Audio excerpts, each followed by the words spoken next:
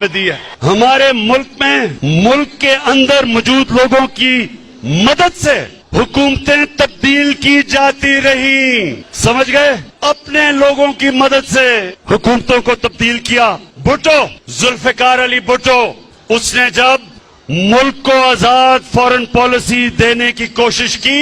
ذوالفقار علی بھٹو، میرے اس سے بہت اختلافات ہوں گے لیکن مجھے اس کی خودداری ہمیشہ پسند تھی. ملک کو جب آزاد فارن پالیسی دینے کی کوشش کی تو فضل الرحمان اور بگوڑو نواز شریف ان کی سنتے رہیں. سنیں ابھی میں اور بھی آتا ہوں کہ ان دونوں کی اس وقت کی پارٹیوں نے ذوالفقار علی بھٹو کے خلاف تحریک چلائی اور آج جیسے حالات بنا دیے گئے ملک میں، اور ان حالات کی وجہ سے ذوالفقار علی بھٹو کو پھانسی دی گئی.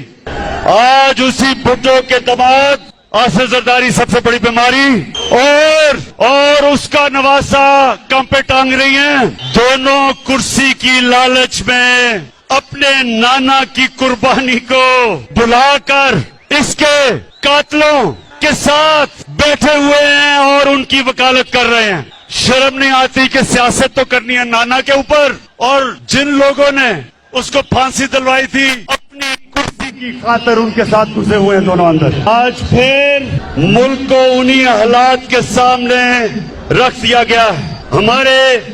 اب یہ سنیں، ہمارے ملک کی جو پالیسی ہے فارن پالیسی، اس کو مڑوڑنے کی کوشش باہر سے کی جا رہی ہے. باہر سے ہمارے ملک کی فارن پالیسی کو متاثر کیا جا رہا ہے. اس سازش کا شاہ محمود کو پتا کہ اس سازش کا ہمیں پچھلے مہینوں سے پتا ہے کہ یہ سازش ہو رہی ہے. مہینوں سے یہ جو آج سب اکٹھے ہو گئے ہیں، یہ جو آج قاتل اور مقتول اکٹھے ہو گئے ہیں، قاتل اور مقتول کو اکٹھے کرنے والوں کے بھی، ان کو جنہوں نے اکٹھا کیا ان کا بھی ہمیں پتا ہے. لیکن آج وہ ذوالفقار علی بھٹو والا ٹائم نہیں، وقت بدل چکا ہے. تو پاکستانی قوم بیدار ہے. ہم کسی کی غلامی قبول نہیں کریں گے.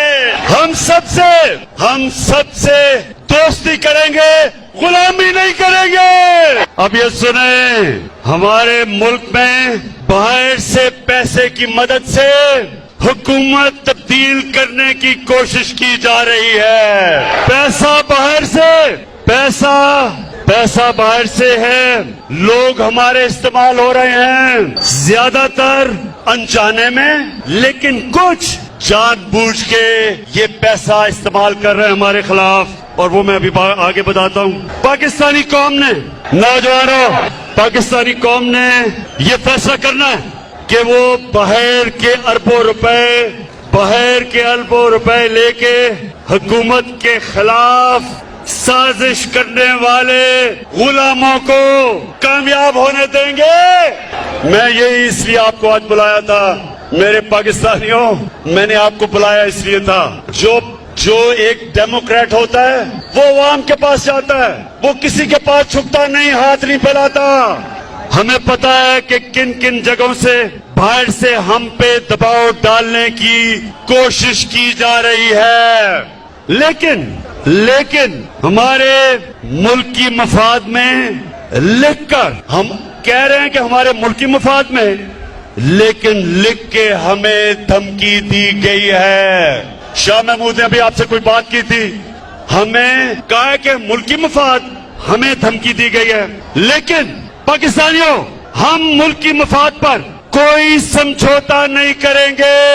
میں آج قوم کے سامنے پاکستان کی آزادی کا مقدمہ رکھ رہا ہوں آپ کے سامنے. میں الزامات نہیں لگا رہا. اب یہ ذرا سنیں، میں الزامات نہیں لگا رہا. میرے پاس جو یہ خط ہے یہ ثبوت ہے. یہ میرے پاس جو خط ہے یہ ثبوت ہے.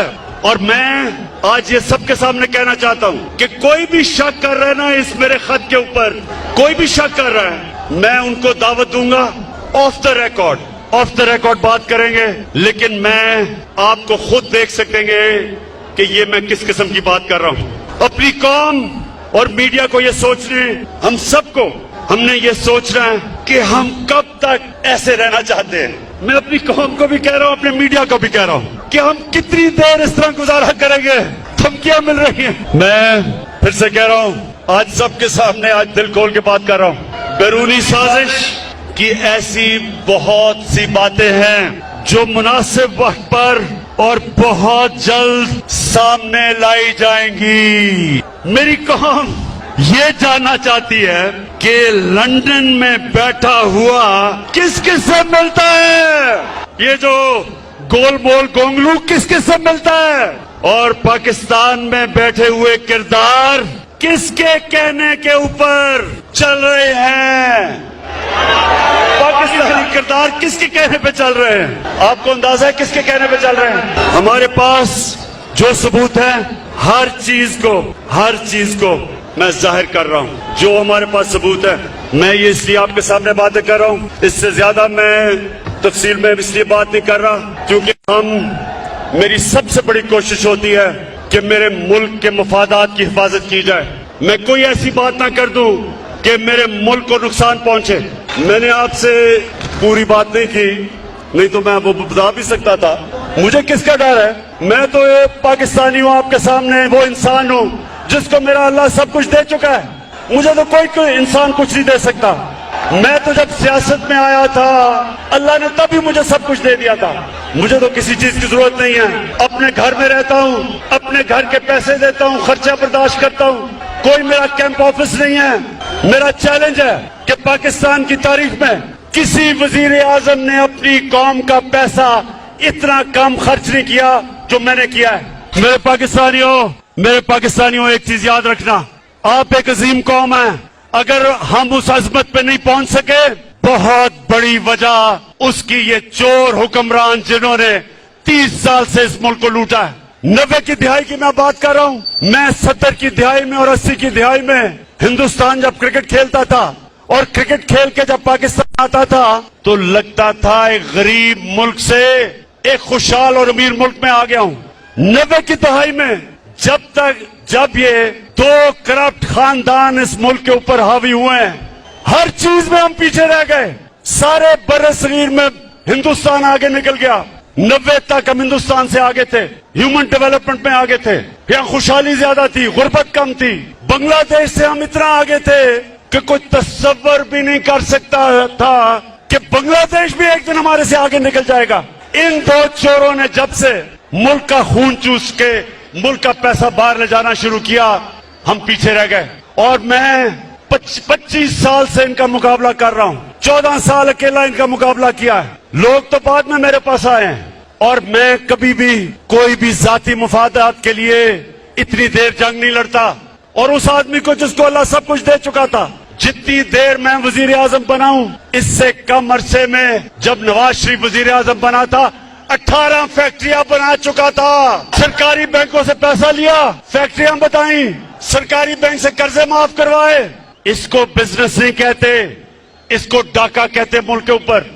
वही जरदारी, उसके पास क्या था, आज शुगर मिल्स, अरबों अरबोपति है, मुल्क मकरूज करके अरबोपति।